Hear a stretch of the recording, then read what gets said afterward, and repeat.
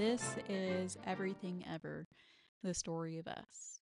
My name is Sabrina Skipper, and today I want to talk to you about something that might seem small and mundane and not have much historic meaning.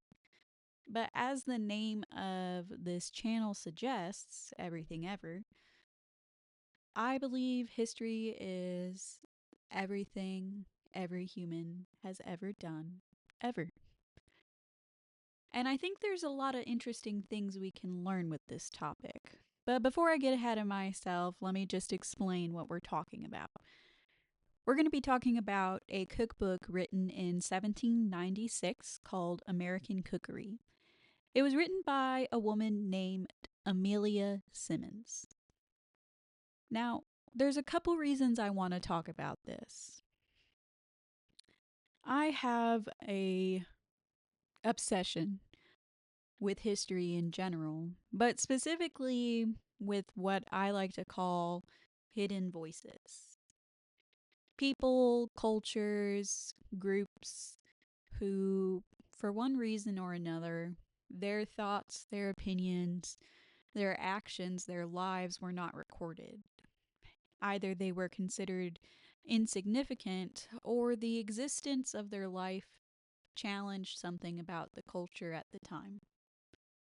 One of those groups generally is women.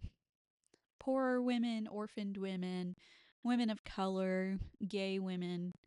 That category of women, it's often hard to find anything about them pre 1800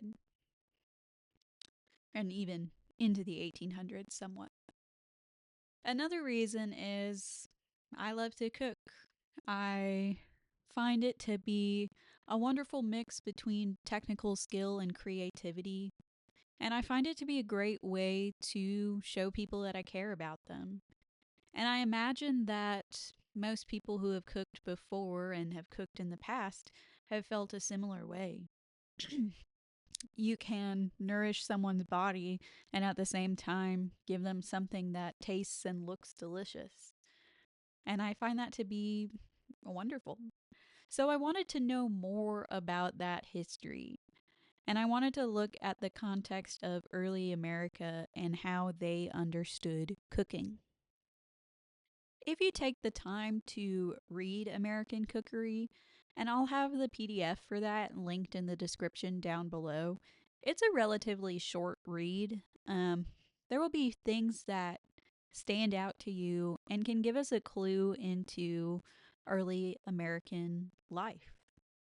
I think the first thing that'll stand out is the wacky ingredients, both in the sense of this was before, or this was a time when America was kind of separated from the rest of the world in a lot of senses. We had just fought Britain, and they definitely didn't want to be trading stuff with us anymore. And other countries weren't sure about us yet. We were crazy rebels and revolutionaries. But regardless of all that, you can find a little bit about what was accessible in the environment and what people knew how to use. So, one of the things is something that they call Indian meal. This is just cornmeal. They called it that because corn was a Native American ingredient. There are records showing that, and fossils and all other sorts of things showing that indigenous people to America have been eating and growing corn for thousands of years. And it was a uniquely American ingredient. Another uniquely American ingredient that I am not quite sure what it is something called snow grapes. I get the impression that it is in the grape family because it was used in a snow grape pie recipe. But other than that, I don't know much about it. But I think it's really interesting to think about a time before all our ingredients became so homogenized. Now when I say grapes, we either think of green, red, or black grapes. Maybe if you're fancy, the new cotton candy grapes. But we don't think of grapes as having several different species. Another ingredient that you won't see in any recipes nowadays is pearl ash. Now, pearl ash is the colonial version of something like baking soda or baking powder. It was a highly refined form of potash, and potash was just the ash of burnt hardwood. The idea was that, and in practice it did do this, it would do a similar thing that baking soda and baking powder do, where they make your cakes lighter, they give off a little gas in there so they're not quite so dense when you're eating them. The downside of pearl ash was that it kind of allegedly tasted like metal. And when you find it in recipes, usually they'll describe some sort of way to disguise that flavor of metal that potash would give. And another downside of it is probably poisonous. So you'll find that a lot with a lot of early American ingredients. Not so much in the colonial time period, but once we get to the post-industrial revolution, early industrial revolution, they were just throwing bleach, all sorts of stuff that'll kill you over time. And like I mentioned with the PDF of the book itself, I have linked all my various sources down below. Another interesting thing that we can glean from reading this book is the technology of the time. It's hard to imagine a world without ovens or stoves or a designated kitchen in your house. Most homes at the time had a hearth, like a fireplace, where they would do the cooking in cast iron, clay pots and pans and put directly over the fire. The concept is so foreign to me that when I was reading the recipes, I didn't understand why temperatures were never listed. And obviously, this is because this book was written in a time before thermometers were commonplace and temperature control ovens were even invented. Some interesting things that I learned besides unique ingredients and cooking technology at the time has to do with the place of women in colonial American society. I was really fascinated to find out that the majority of cookbooks at the time were written by women. And a sample of 103 cookbooks from 1796 to 1860, 71 were written by women and 41 were written by men. I was under the impression that women weren't allowed to write, and if they were, it was just diaries and stuff like that. But cooking exists in a place where it's acceptable for women to have expertise in it. And even though it's acceptable, at the same time, it's not necessarily acknowledged as a skill. To this day, cooking is considered women's work. In a recent study done, women often make 12 to 15 meals a week, where men in a relationship will only make 4. Anecdotal research suggests that when a woman cooks, there is perhaps some acknowledgement, or even worse, no acknowledgement. Contrary to when a man cooks, he is more likely to receive praise. Another interesting thing to reflect on is the fact that cookbooks weren't written for cooks. Or a better way to say that is cookbooks were not written primarily for cooks. If you read American Cookery, it might stand out to you that a quarter of the book is about purchasing ingredients. Purchasing and procuring, I should say, because not every ingredient was purchased. The reason for this is the fact that the majority of cooks at the time likely didn't know how to read. When you consider the fact that a large portion of cooks were enslaved people, indentured servants, or just domestic labor, and the fact that about 50% of the population was literate, and that literacy was mostly the wealthier side of the population, you can understand why cookbooks weren't written for cooks. All right, that's enough talking about early America. Let's get to cooking. The first step is to make some rose water. I had some dried rose petals. I just covered them with water and then I put it on the stove and boiled it until the color left the petals. While the rose water is making, I start creaming together my pound of butter and pound of sugar. I don't have electric equipment, so I just did it by hand. Next, we're going to take an obscene amount of eggs, a pound of eggs, which is approximately 10 eggs, and whisk them all together real nice until they're all homogeneous like this. After our eggs are all mixed up, we're going to combine it with our butter and sugar mix. And then we're going to get our rose water, which is much darker than I thought it would be.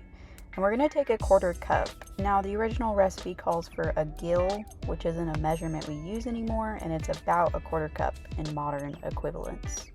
Then we start incorporating our flour. It's approximately 4 cups, which is a pound, and make this dough, which when we cook in an oven at 330, we get these little fellas. So I forgot to record myself eating the cake and sharing my thoughts on the recipe itself. So here's some random pictures of people eating cake and colonial-ish images while I yap about the recipe.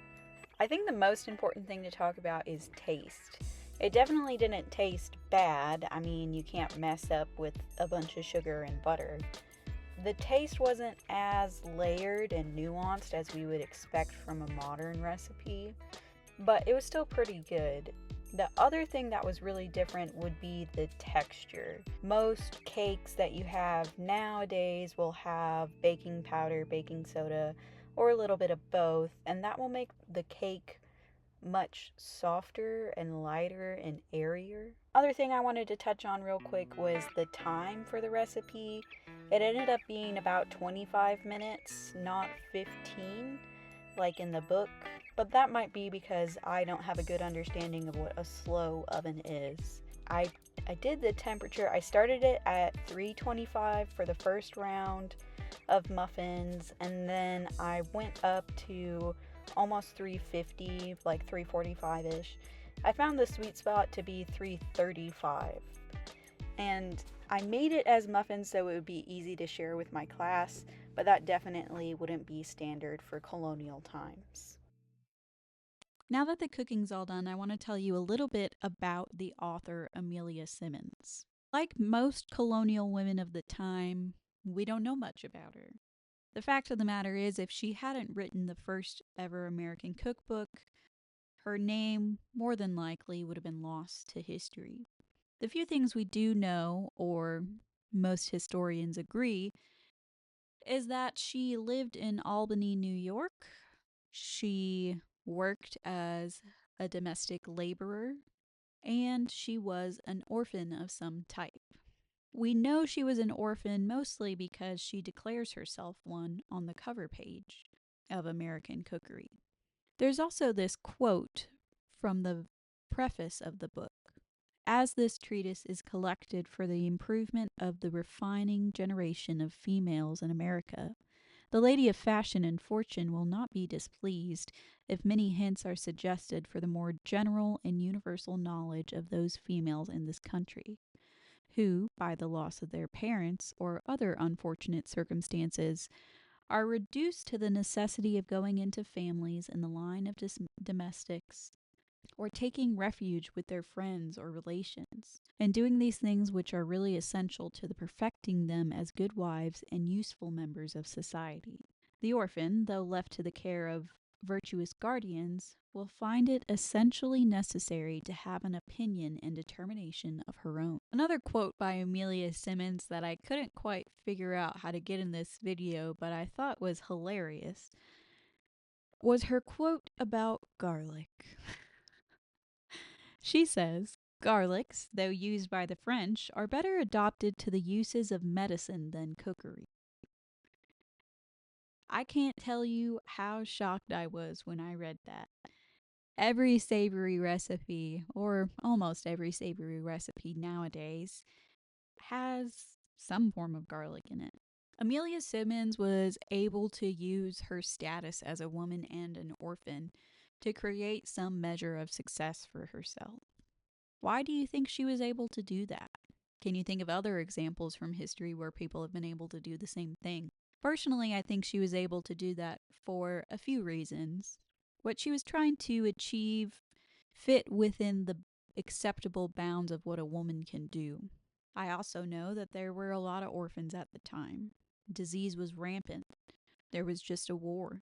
There were a lot of people who were orphans. That's not to discredit her in her work.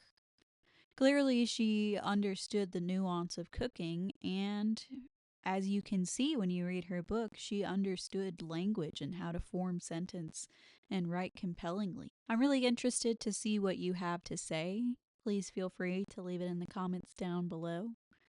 Thank you so much for your time. Until next time.